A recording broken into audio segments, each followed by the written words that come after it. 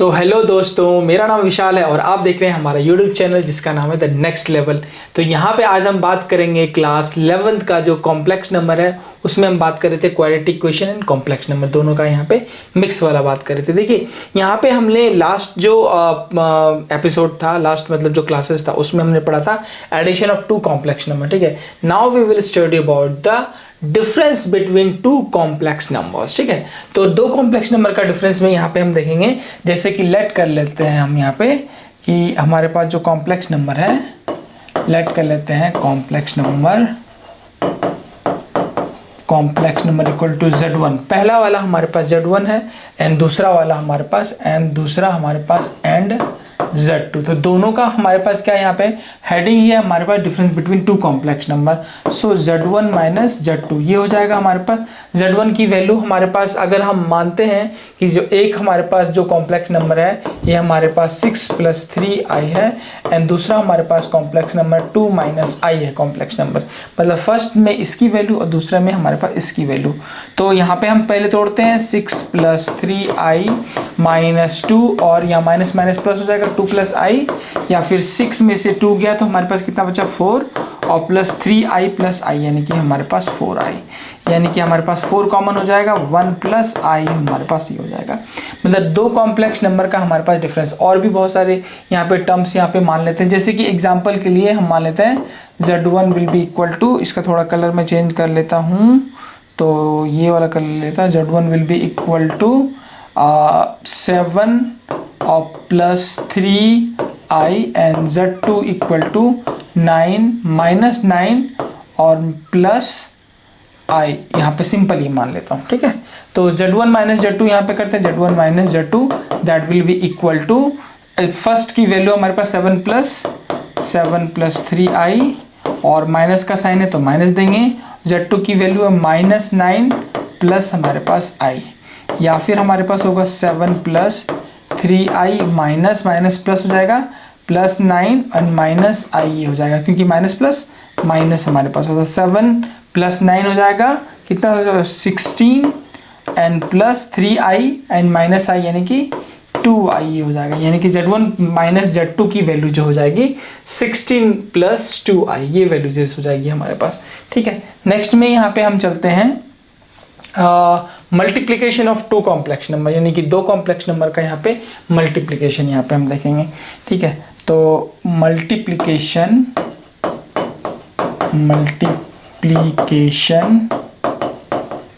Of two complex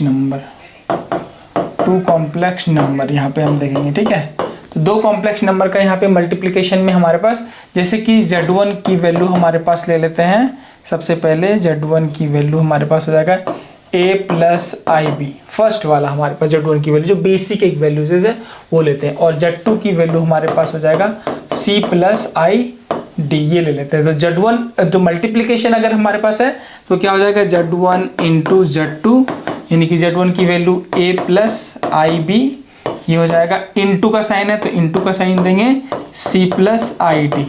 ठीक है, तो सेम एज इट इज हम जैसे मल्टीप्लाई करते हैं अलजेब्रिक फंक्शन में, वैसे ही यहाँ पे हम मल्टीप्लिकेशन करेंगे और फिर हम यहाँ पे नेक्स्ट देखेंगे। देखिए a हमारे पास है कॉमन यहाँ पे ले लिए c + id और यहाँ पे प्लस ib यहाँ पे ले लेते हैं c + id ये हो जाएगा। या फिर हमारे पास a को c से मल्टीप्लाई किए तो ac और प्लस iad। ठीक है, और प्लस i को यहाँ पे मल्टीप्लाई करेंगे ib को c से तो ibc। ठीक है, और ib को id से मल्टीप्लाई करेंगे तो यहाँ हो जाएगा, ये इसको घेर देते हैं, प्लस i² bd।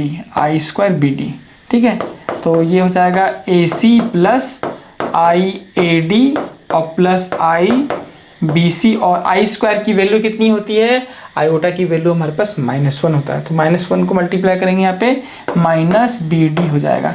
ठीक है, तो ये जो वैल्यूज हमारे पास ये कहाँ पे आ गया, Z1 × Z2 की वैल्यू आ गई यहाँ पे हम यहाँ पे लिख सकते हैं आराम से, जो Z1 × Z2 की वैल्यू यहाँ पे Z1 × Z2 की वैल्यू हमारे पास आ जाएगा AC + iad and plus BC और माइनस BD, ये हो जाएगा हमारे पास Z1 इंटू Z2 की value.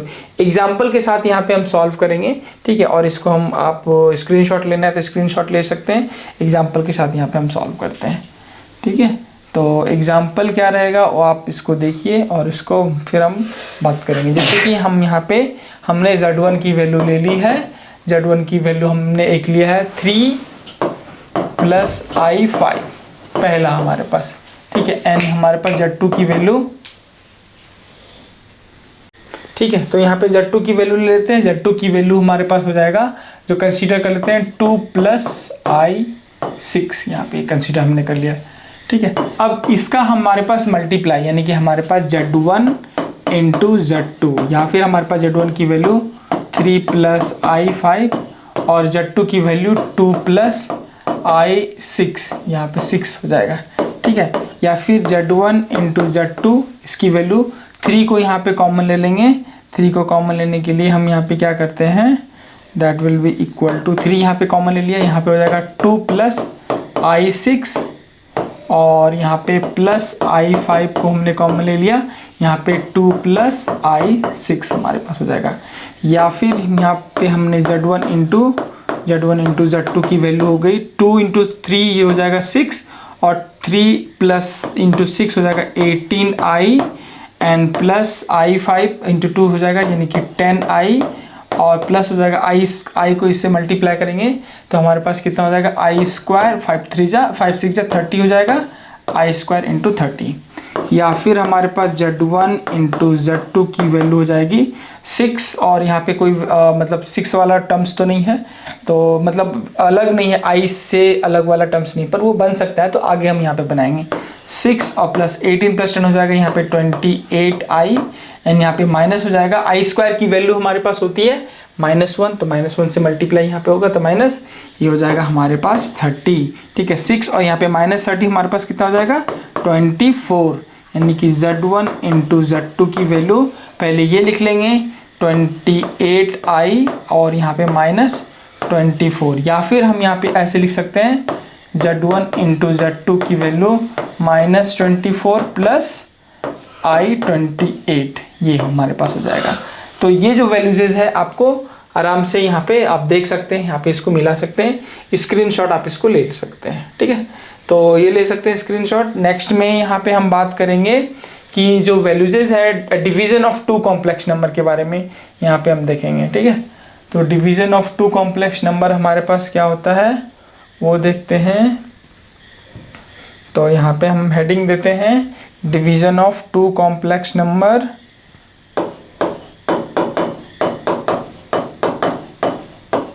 Division of 2 complex number, ठीक है। 2 कॉम्प्लेक्स नंबर का यहाँ पे हम डिवीजन में देखेंगे कि जो वैल्यूजेज है हमारे पास कौन कौन सा होगा। सबसे पहले यानी कि डिवीजन ऑफ 2 कॉम्प्लेक्स नंबर का मतलब होगा Z1/Z2। देखिए एक चीज़ यहाँ पे नोट करने वाला चीज़ ये है, ये हमेशा प्राइम नंबर में भी आप बोल सकते हो कि ये प्राइम नंबर में रहेगा, वो इसलिए क्योंकि यहाँ पे denominator should not be equal to 0, मतलब हमारे पास Z2 की वैल्यू हमारे पास that should not be equal to 0, ये इसलिए हमारे पास होगा क्योंकि अगर मान लेते हैं ये 0 होगा तो हमारे पास पूरा का पूरा हमारे पास क्या होगा अनडिफाइंड हो जाएगा। तो यहाँ पे हमें कोई ना कोई डेफिनेट वैल्यू हमें यूज करनी है, so we don't have to keep this Z2 equal to 0, ठीक है, ठीक है। अब नेक्स्ट में यहाँ पे मल्टीप्लिकेशन में भी कुछ टर्म्स है, हम यहाँ पे देखेंगे, कुछ प्रॉपर्टीज यहाँ पे देखेंगे, लेकिन एक बार डिवीजन पढ़ लेते हैं उसके बाद मल्टीप्लिकेशन की कुछ प्रॉपर्टीज हम यहाँ पे छूट गया तो वो हम यहाँ पे देख लेते हैं, ठीक है। तो नेक्स्ट में यहाँ पे देखते हैं डिवीजन हमारे पास होगा Z1/Z2 या फिर Z1/Z2, या फिर इसको लिख सकते हैं यहाँ पे Z1 × 1/Z2 ऐसे लिख सकते हैं। अब देखिए नेक्स्ट में अब कंसीडर करते हैं, अलग अलग चीज़ों को यहाँ पे कंसीडर कर लेते हैं। जैसे कि Z1 = हम ले लेते हैं 6 + 3I और Z2 की वैल्यू ले लेते हैं 2 - I, ठीक है, ये वैल्यू ले लेते हैं। तो यहाँ पे हमारे पास क्या होगा Z1/Z2, या फिर हम इसको लिख सकते हैं Z1 की वैल्यू हमारे पास क्या होगा 6 + 3I, ये हो जाएगा अपॉन में हमारे पास हो जाएगा 2 - I, या फिर ऐसे लिख सकते हैं 6 + 3I, ये एक साथ इंटू 1/2 माइनस आई, ये एक साथ हो जाएगा। अब इसको यहाँ पे थोड़ा सा इसको रैशनलाइज करते हैं, रैशनलाइज करके यहाँ पे इसको सॉल्व करते हैं। देखिए कैसे करेंगे रैशनलाइज, यहाँ पे Z1/Z2 यहाँ पे हो जाएगा हमारे पास 6 प्लस हमारे पास 3i, और यहाँ पे मल्टीप्लाई करेंगे सेम नंबर से ऊपर नीचे यहाँ पे मल्टीप्लाई करेंगे तो देखेंगे हमारे पास क्या होता है एक बार। ओके दोस्तों, तो यहाँ पे हम जानेंगे multiplication of two complex number, तो हमने जान गए। तो यहाँ पे जानते हैं उसकी जो प्रॉपर्टीज़ है ना, उस प्रॉपर्टीज़ के बारे में यहाँ पे हम सबसे पहले जानेंगे। देखिए प्रॉपर्टीज़ हमारे पास क्या है, properties of multiplication of two complex number. यहाँ पे हेडिंग दीजिए the properties of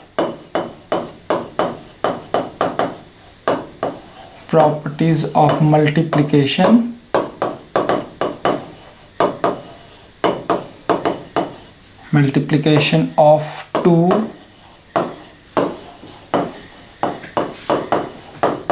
complex number. ठीक है, तो यहाँ पे प्रॉपर्टीज़ कौन कौन सी है वो हम सबसे पहले यहाँ पे देखेंगे, और इसका शॉर्ट फॉर्म और इसके थोड़ा सा इसके बारे में थोड़ा सा बृहद तरीके से हम यहाँ पे जानेंगे। ठीक है, तो सबसे पहला प्रॉपर्टीज़ यहाँ पे जो होता है, बाकी सारे में भी इस तरह की ही प्रॉपर्टीज़ मिलेगी, लेकिन जो प्रॉपर्टीज़ हम यहाँ पे डिस्क्राइब करते हैं, सबसे पहला प्रॉपर्टीज इसको बोलते हैं द क्लोजर प्रॉपर्टीज़। ठीक है, द क्लोजर लॉ। देखिए द क्लोजर लॉ में हमारे पास क्या होता है कि product of two complex number is a complex number, मतलब दो कॉम्प्लेक्स नंबर का अगर हम प्रोडक्ट निकालते हैं तो वो भी हमारे पास कॉम्प्लेक्स नंबर ही होता है। मतलब यहाँ पे लिखेंगे द प्रोडक्ट ऑफ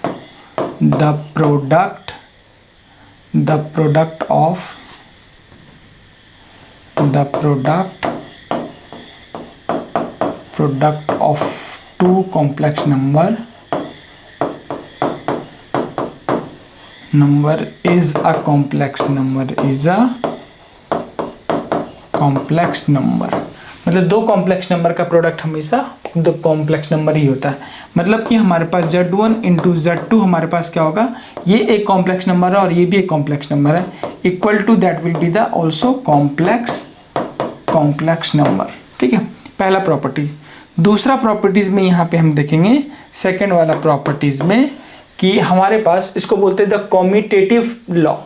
ठीक है ना, the commutative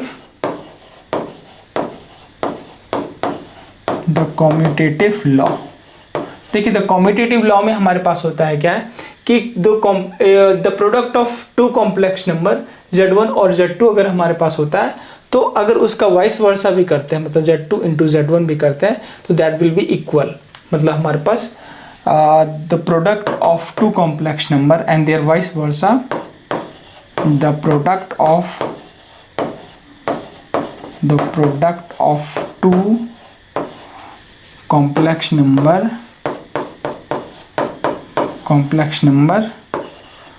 with vice versa। मतलब कि हमारे पास Z1 इंटू Z2 करेंगे तो हमारे पास, और Z2 इंटू Z1 करेंगे तो भी हमारे पास क्या होगा, इक्वल ही होगा दोनों का। अब या तो पहला वाला हमारे पास Z1 इंटू Z2 कर लो, उसका एक जो रिजल्ट आएगा, या फिर Z2 इंटू Z1 कर लीजिए, उसका एक रिजल्ट आएगा, वो हमारे पास सेम ही होगा। ठीक है, तो नेक्स्ट में हम यहाँ पे चलते हैं, इसको आप स्क्रीनशॉट ले लीजिए। ठीक है, नेक्स्ट में हम यहाँ पे चलते हैं द थर्ड नंबर पे हमारे पास। ठीक है, थर्ड और फोर्थ, और यहाँ पे मेरे को लगता है 5 हमारे पास लॉज है, 5 लॉज के बारे में यहाँ पे हम बात करेंगे। तो उसके बाद हमारे पास थर्ड वाला पे हम चलते हैं। थर्ड वाले पे हमारे पास क्या बताया गया, द एसोसिएटिव लॉ। ठीक है ना, यहाँ पे लिखते हैं the associative law.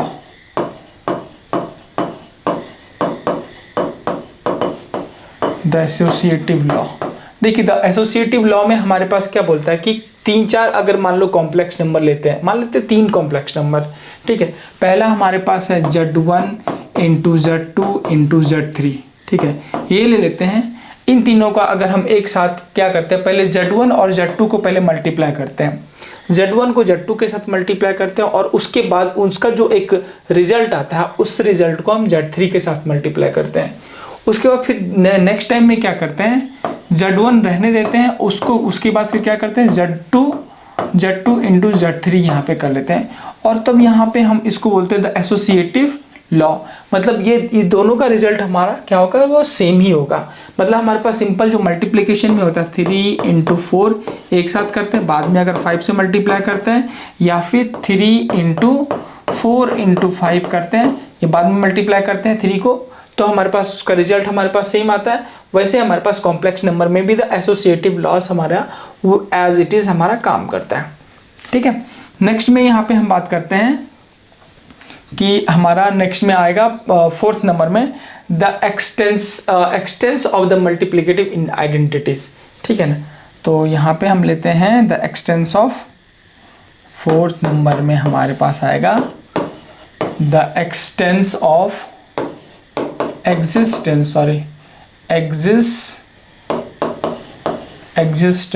of multiplicative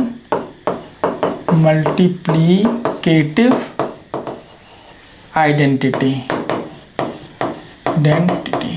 ठीक है, तो इसमें हमारे पास क्या होगा, the exist of the complex number, हमारे पास मतलब हमारे पास एक complex number, zero complex number बोलते हैं, या फिर सिंगल एक कोई भी एक नंबर लेते हैं, वो हमारे पास कॉम्प्लेक्स नंबर का एक जीरो से मल्टीप्लाई अगर हम करते हैं, जैसे कि हमारे पास 1 + i × 0, तो इसकी जो वैल्यू होगी हमारे पास क्या होगी, एक सिंगल आइडेंटिटीज, या फिर इसको 1 से डिनोट यहाँ पे हम करते हैं, तो इसको हम बोलते हैं मल्टीप्लिकेटिव आइडेंटिटीज, या z × 1 बोल सकते हैं। इसको हम बोलते हैं सिंपल मल्टीप्लिकेटिव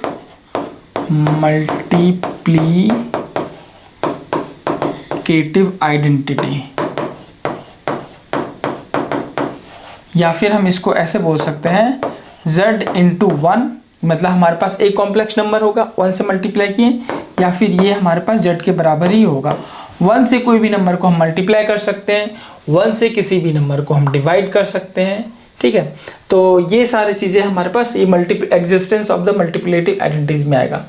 5th नंबर जो है वो बहुत ज़्यादा इंपॉर्टेंट है, आगे के सवाल में वो आपका यूज़ होने वाला है, इसलिए हम यहाँ पे 5th नंबर को थोड़ा सा आपको ध्यान से देखना होगा कि किस तरह से 5th नंबर हमारा काम करता है। ठीक है, ये आइडेंटिटीज तो आपका बहुत आसान है समझना, लेकिन 5th नंबर में थोड़ा सा आपको दिमाग लगाना होगा। 5th नंबर यहाँ पे देख लेते हैं। 5th नंबर देखिए, 5th नंबर में हमारे पास बोलता है the existence of the multiplicative inverse, the existence of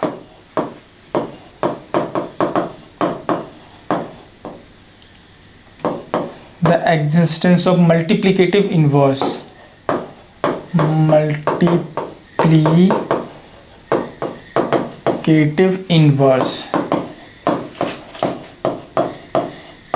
ठीक है, द मल्टीप्लिकेटिव इनवर्स में हमारे पास जैसे कि z की वैल्यू लेते हैं, z = a + ib। ठीक है, a + ib हमारे पास, या फिर इसको ऐसे लिख सकते हैं z = a + b × i, ऐसे भी लिख सकते हैं। यहाँ पर a और b क्या है, a and b वो दोनों में से कोई भी हमारा जीरो नहीं होना चाहिए। a हमारे पास जीरो नहीं होना चाहिए, b हमारे पास जीरो नहीं होना चाहिए, नहीं तो ये कॉम्प्लेक्स फॉर्मेशन में नहीं रहेगा। ठीक है, क्योंकि हमारे पास सिंपल ये आई भी हमारे पास हो जाएगा, तो ये सिंपल एक हमारे पास कॉम्प्लेक्स नंबर रहेगा, लेकिन इसके साथ हमारे पास एक नंबर जो है, एक खास नंबर हमारा जुड़ा नहीं रहेगा, तो हमारे पास वो नहीं, मतलब वो हमारा कॉम्प्लेक्सिटी में नहीं आ पाएगा। तो जीरो के ए और बी हमारा should not be equal to zero, ये सिंपल एक लॉ है। अब यहाँ पे बोला जाता है कि z की वैल्यू तो हमारे पास a + i भी हो गया, लेकिन 1/z की वैल्यू क्या होगी, 1/z की वैल्यू हमारे पास यहाँ पे लिख सकते हैं 1/में a + ib यहाँ पे, या फिर हम इसको ऐसे लिख सकते हैं a/में a² + b² और प्लस i × -b/में a² + b²।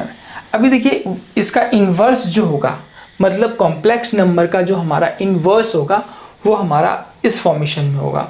अब ये इस फॉर्मेशन में हमारा एक कॉम्प्लेक्स नंबर का इन्वर्स कैसे होगा ये हम देखते हैं।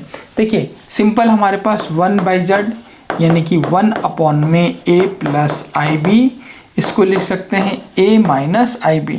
अब इसको थोड़ा सा ना एक कलर चेंज करके करते हैं तो थोड़ा ज़्यादा अच्छा लगेगा। ठीक है, तो थोड़ा सा हम इसका कलर चेंज कर लेते हैं, ब्लैक कर लेते हैं, यानी कि 1 अपॉन में z इक्वल टू लिख सकते हैं 1 अपॉन में a प्लस IB, और इसको मल्टीप्लाई कर देते हैं, इसको थोड़ा रैशनलाइज करते हैं। ठीक है, रैशनलाइज करने के लिए क्या करेंगे, अपोजिट साइन से मल्टीप्लाई करना होता है, a माइनस IB अपॉन में a माइनस IB, यानी कि हमारे पास हो जाएगा, ऊपर में हो जाएगा a माइनस IB अपॉन में a प्लस b, और यहाँ पे a माइनस b। इसका फॉर्मूला क्या होता है, a square minus b square.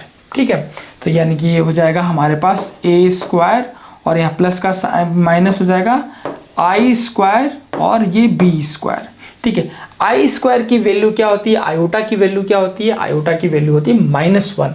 -1 को माइनस से मल्टीप्लाई करेंगे तो हो जाएगा हमारा +1, यानी कि ये हो जाएगा हमारे पास a minus i into b upon में a square plus b square.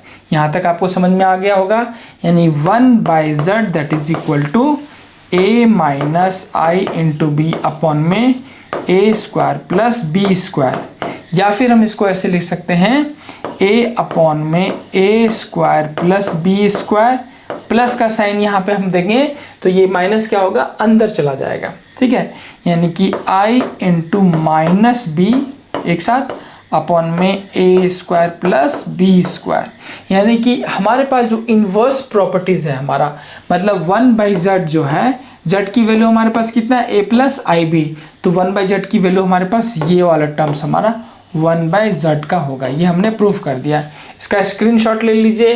ठीक है, ठीक है, वेरी गुड, ले लिए होंगे स्क्रीनशॉट। इसको मैं मिटा देता हूँ, और नेक्स्ट में यहाँ पे एक और प्रॉपर्टीज बच गया, इसको बोलते हैं the distributive law. The distributive law, distributive से आपको समझ में आ रहा होगा, डिस्ट्रीब्यूट करना मतलब बांटना सिंपल चीज़ों को। तो द डिस्ट्रीब्यूटिव लॉज में यहाँ पे हम क्या करेंगे, बांटेंगे, जो भी आइडेंटिटीज या फिर जो भी सारी चीज़ें हैं उसको हम क्या करेंगे, बांटेंगे। लास्ट हमारे पास एक लॉ बच गया, और उसी लॉ से फिर हम यहाँ पे एक जो है डिवीज़न वाला कॉम्प्लेक्स नंबर जो है वहाँ पे हम यहाँ पे करेंगे। ठीक है, लॉज पढ़ना बहुत ज़रूरी है, क्योंकि जब तक आप लॉज नहीं पढ़ेंगे तब तक आगे का जो कुछ चीज़ें मॉडिफिकेशंस होगा वो चीज़ें आपको नहीं पता चलेगा। ठीक है, तो लास्ट में हमारे पास रह गया है, उसको बोलते हैं द डिस्ट्रीब्यूटिव लॉ, यानी कि हमारे पास 5th नंबर में द डिस्ट्रीब्यूटिव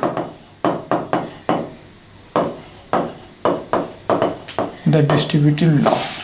ठीक है, द डिस्ट्रीब्यूटिव लॉ में हमारे पास कोई भी कॉम्प्लेक्स नंबर, जैसे कि हमारे पास Z1 या फिर Z2 या फिर Z3, हमारे पास अगर कॉम्प्लेक्स नंबर हम ले लेते हैं, उसमें हमारे पास क्या होता है, फर्स्ट नंबर में क्या बोलता है कि ले लेते हैं हमारे पास Z1, Z2 एंड Z3 के लिए हम यहाँ पे ले लेते हैं Z1 इंटू हमारे पास Z2 प्लस Z3।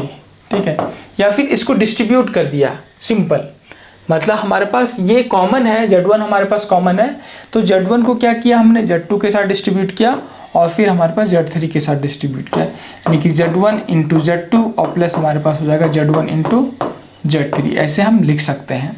ये सिंपल हमारे पास मल्टीप्लिकेशन का जो मल्टीप्लिकेशन के जो लॉज है वही फॉलो कर रहा है, और कुछ बड़ा इसमें रॉकेट साइंस नहीं दिया है। ठीक है, बी नंबर में इसमें दिया हुआ है Z1 प्लस हमारे पास Z2 को एक साथ किया है, और Z3 को बाहर मल्टीप्लाई करने के लिए छोड़ दिया है, तो इसको डिस्ट्रीब्यूट किया किसके साथ, Z1 को Z3 के साथ, और फिर Z3 को Z2 के साथ। ठीक है, तो यहाँ लिखेंगे Z1 into Z3 plus Z2 into Z3, तो Z3 यहाँ पे जब कॉमन हो गया था तब हमारे पास ये हमारा डिस्ट्रीब्यूटिव लॉज के अंदर में यहाँ पे हमारे पास आ गया था। ठीक है, आपको समझ में आ गया होगा। नेक्स्ट में यहाँ पे हम करते हैं हमारा डिवीजन ऑफ 2 कॉम्प्लेक्स नंबर। ठीक है, डिवीजन ऑफ 2 कॉम्प्लेक्स नंबर में हमारे पास देखते हैं कि क्या क्या आने वाला है। ठीक है, इसको आप स्क्रीनशॉट ले लीजिए, उसके बाद फिर यहाँ पे हम बात करते हैं। तो डिवीजन ऑफ 2 कॉम्प्लेक्स नंबर में हमारे पास देखेंगे, ये तो हमारे पास लॉज हो गया आपका मल्टीप्लिकेशन का। तो डिवीजन ऑफ 2 कॉम्प्लेक्स नंबर, यहाँ पे लिखिए heading division of 2 complex number. ठीक है, डिवीजन ऑफ 2 कॉम्प्लेक्स नंबर में हमारे पास आएगा जैसे कि Z1 अपॉन में Z2, ये हमारे पास इसको क्या लिख सकते हैं, Z1 इंटू 1 अपॉन में Z2 ऐसे लिख सकते हैं। ये इसलिए लिया क्योंकि अब यहाँ पे हमारे पास जो मल्टीप्लिकेशन वाला आपने पढ़ा था कि the extension of the multiplicative inverse वाला जो पढ़ा था, वही यहाँ पे वो इनवर्स वाला फॉर्मूला यहाँ पे यूज होने वाला है। वो यहाँ पे यूज कैसे होगा, जैसे कि देखिए लेट कर लेते हैं हम यहाँ पे, लेट कर लेते हैं Z1 equal to 6 plus 3i। ठीक है, पहला हमारे पास लेट हो गया, और Z2 की वैल्यू जो यहाँ पे हम लेट कर लेते हैं 2 माइनस i यहाँ पे लेट कर लेते हैं पहला। ठीक है, अब हमारे पास क्या आ गया, दोनों को डिवीजन यानी कि Z1 अपॉन में Z2, या फिर Z1 की वैल्यू हमारे पास कितनी है 6 प्लस 3i अपॉन में Z2 की वैल्यू कितनी है 2 minus i।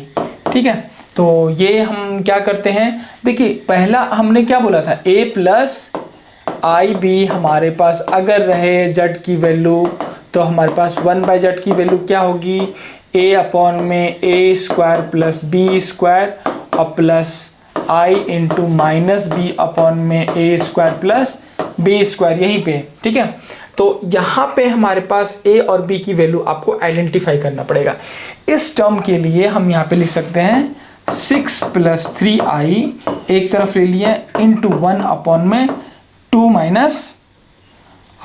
Minus i।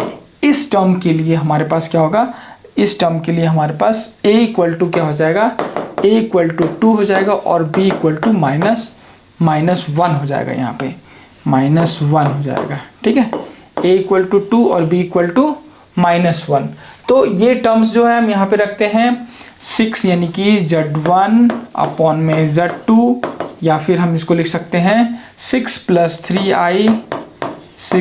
3i, या फिर हम अगर मान लेते हैं a की वैल्यू कितनी है 2, तो ऊपर लिखते हैं 2 अपॉन में a square plus b square यानी कि 2 स्क्वायर प्लस 1 स्क्वायर हमारे पास हो जाएगा 2 स्क्वायर और प्लस -1 का होल स्क्वायर, क्योंकि b की वैल्यू कितनी है -1 है।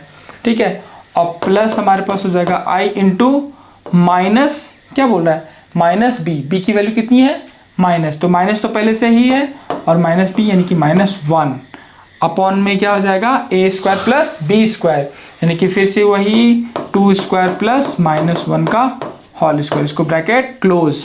ठीक है, या फिर हम ये इसको लिख सकते हैं Z1 अपॉन में Z2, इसकी वैल्यू कितनी होगी 6 प्लस 3i, या फिर हम इसको सॉल्व करते हैं तो ये हो जाएगा 2 2 जा 4 यहाँ पे हो जाएगा, सॉरी ये तो 2 का 2 ही रहेगा, ये 4 प्लस 1 यहाँ पे 1 का स्क्वायर -1 का स्क्वायर 1 होगा। ठीक है, और यहाँ पे माइनस, तो माइनस माइनस प्लस हो जाएगा i को 1 से मल्टीप्लाई करेंगे तो i अपॉन में हो जाएगा 4 प्लस 1। ठीक है, नेक्स्ट में यहाँ पे चलते हैं, नेक्स्ट में हमारे पास क्या होगा 6 प्लस 3i इंटू हमारे पास क्या हो जाएगा 2 प्लस i। यहाँ पे देखिए 2 प्लस i क्यों हो जाएगा 2 प्लस i, क्योंकि 4 प्लस 1 यानी कि 5 हमारे पास, तो एलसीएम हो जाएगा। ठीक है, तो लिख ही लेते हैं, हमारा सिंपल जो है जो ये टर्म्स है लिख लेते हैं 2/5 प्लस i/5, 2/5 और प्लस i/5, इसको ब्रैकेट के अंदर लिख लेते हैं, या फिर हम यहाँ पे 6 प्लस 3i इंटू हमारे पास हो जाएगा 5 हमारा कॉमन हो जाएगा 2 प्लस i ये हो जाएगा हमारा। ठीक है, 2 प्लस i। अब इस टर्म्स को हम क्या करेंगे, इसको थोड़ा मॉडिफाइड करेंगे, मतलब अब यहाँ पे इसको मल्टीप्लाई करते हैं ऊपर नीचे, और ये सारा देखिए हमारे पास डिनोमिनेटर है ना, इसको कॉमन सिंपल पहले ले लेते हैं, उसके बाद हमारे पास 2 कॉम्प्लेक्स नंबर है, इन 2 कॉम्प्लेक्स नंबर को यहाँ पे मल्टीप्लाई करते हैं, तो 1/5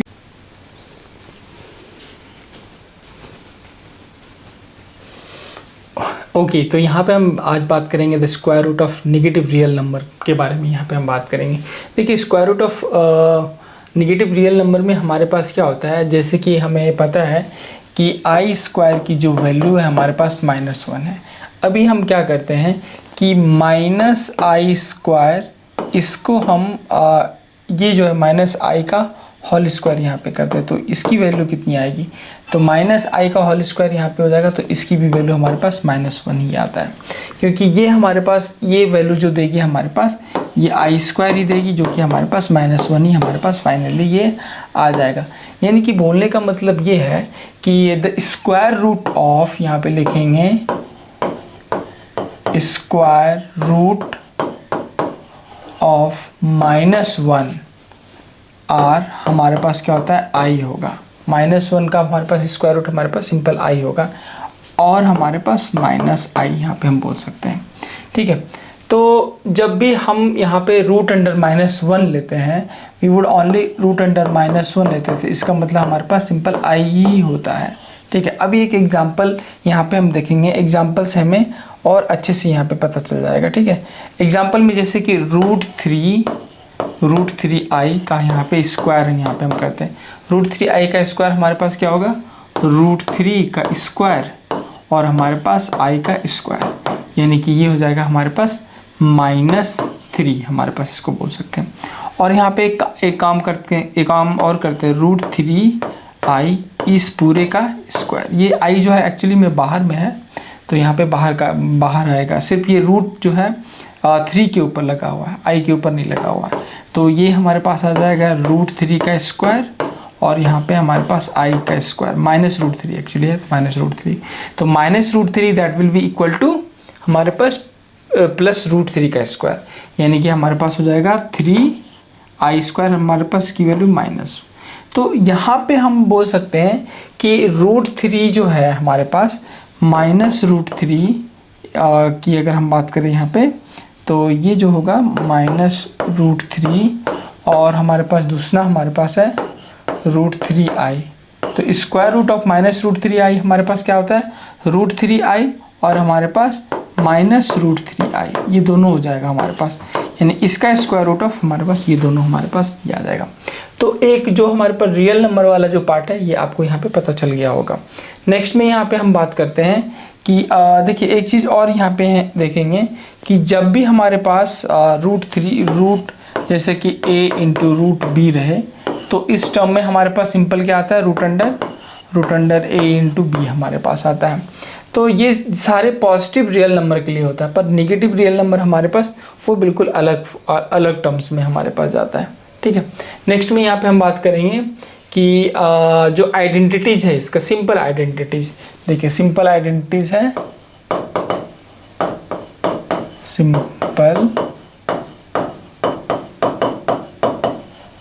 इसके सिंपल आइडेंटिटीज की हम बात करेंगे, जैसे Z1 प्लस हमारे पास Z2 इसका स्क्वायर। तो ये आप हमने जितने भी प्रॉपर्टीज इसके पढ़े हैं उस प्रॉपर्टीज से हम यहाँ पे इसके सारे आइडेंटिटीज को डिफाइन कर सकते हैं। ठीक है, तो सिंपल वाला टर्म्स में ही होगा, Z1 का स्क्वायर प्लस हमारे पास होगा Z2 का स्क्वायर और प्लस होगा 2 into Z1 into Z2, simple. और जो हमारे पास a प्लस बी का होल स्क्वायर या a माइनस बी का होल स्क्वायर या a प्लस बी का होल क्यू या फिर a माइनस बी का होल क्यू या फिर हमारे पास होगा a² और -b² का जो फॉर्मूला, वो सारा हमारा सारे आइडेंटिटी वो हमारा नॉर्मल ही यहाँ पे हमारे पास काम करेंगे इसमें सारे। ठीक है, एग्जाम्पल यहाँ पे अब हम एक देखते हैं, एग्जाम्पल नंबर 2 को यहाँ पे हम देखते हैं। एग्जाम्पल नंबर 2 में हमारे पास बोल रहा है कि a प्लस आई बी के टर्म में हमें एक हमारे पास प्रॉब्लम दिया हुआ है, एक आइडेंटिटीज दी हुई है, उसको हम a प्लस आई बी के टर्म्स में हमें बनाना है। तो पहला हमारे पास क्या दिया हुआ है, -5i इंटू हमारे पास है 1/8i। ठीक है, तो इसको a प्लस आई बी के टर्म में कैसे बनाएंगे, ये हमारे पास जो दोनों है, हमारे पास दोनों i वाला टर्म्स है और दोनों हमारे पास कॉम्प्लेक्स वाले टर्म्स है, दोनों को हम क्या करते हैं, सिंपल मल्टीप्लाई कर देते हैं। तो 5 को मल्टीप्लाई करेंगे यहाँ पे 5/8 हो जाएगा और माइनस है तो माइनस यहाँ पे रखेंगे, i को i से करेंगे तो यहाँ पे हो जाएगा i²। ठीक है, अब यहाँ पे i² आ तो गया, तो i² इक्वल टू क्या होता है, -1 को यहाँ माइनस से मल्टीप्लाई करेंगे तो प्लस यहाँ पे 5/8, पर हमें क्या करना है, a प्लस आई बी के टर्म में करना है, तो प्लस i इंटू 0 कर सकते हैं, इसको लिख सकते हैं। तो a की वैल्यू कितनी हो गई, a की वैल्यू हो गई 5/8 और यहाँ पे b की वैल्यू कितनी हो गई, यहाँ पे 0 हो गई। ये हमारे पास a प्लस आई बी के टर्म्स में आ गया। देखिए कोई अगर वैल्यूज नहीं है तो हमारे पास वो इस तरह से बना सकते हैं आप।